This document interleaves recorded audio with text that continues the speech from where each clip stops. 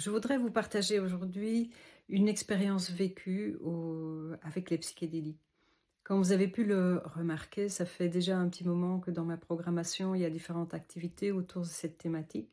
Alors, c'est plutôt l'approche thérapeutique des psychédéliques, comme le congrès du mois d'octobre prochain, mais aussi les différentes retraites proposées avec Françoise Bourza, cette grande dame des psychédéliques. Donc vraiment, si vous avez envie de vivre une expérience dans un pays où c'est légal de vivre ça, avec quelqu'un de cette qualité, je vous encourage à vous inscrire. Mais revenons à mon expérience. C'est une expérience, c'est un moment au cours d'une longue nuit à vivre intensément ce qu'il y avait à vivre à ce moment-là. Euh, je me retrouve dans l'eau, c'est une expérience océanique. En fait. Je me retrouve dans l'eau et je respire dans l'eau. Je flotte, les couleurs sont magnifiques, j'ai l'impression d'être un poisson, un dauphin, et en même temps c'est mon corps, j'ai j'ai pas la forme d'un poisson, et voilà, j'explore les fonds marins, et puis je me rends compte que je respire et que il y a quelque chose d'un peu bizarre.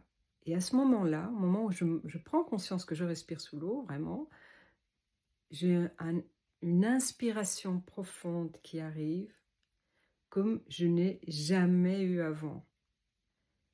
Et je me rends compte après cette inspiration que j'ai vécue quand j'étais petite, enfin je m'en souviens surtout, j'ai vécu une chute dans une rivière. J'étais assez petite, j'avais une grosse pierre, je la lâchais pas, je suis tombée avec la pierre. J'ai pas lâché la pierre dans l'eau non plus. Et heureusement, sur le bord de la rivière, il y avait un homme qui est venu me rechercher. Il m'a vu tomber, il est venu me rechercher, surtout que je ne réapparaissais pas. Donc, il est venu me rechercher. Bon, j'ai bu la tasse, c'était pas agréable, mais bon, voilà, je suis toujours vivante puisque je vous raconte l'histoire. Donc, tout s'est bien passé.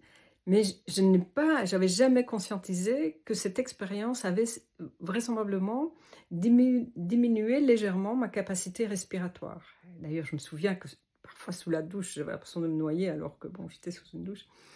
Et aujourd'hui, c'est terminé et je respire différemment.